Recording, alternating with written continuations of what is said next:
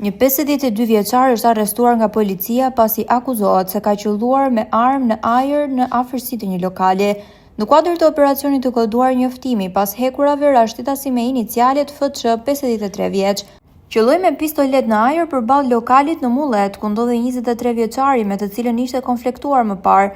Arrestohet në flagrancë 53 vjeçari, sekuestrohet arma e zjarrit bashkë me municionin.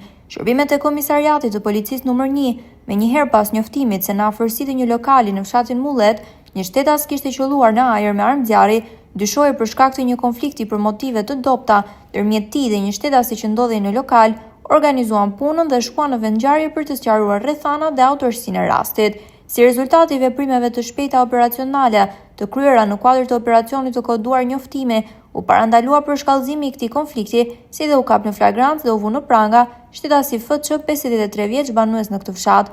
53 vjeçari dyshohet se ka qelluar në ajër me armë zjarri, të cilën e posedonte pa leje, përballë lokalit ku ndodhej shtetasi AH 23 vjeç, me qëllim kanosin e tij sepse ishin konfliktuar më parë për motive të dobta.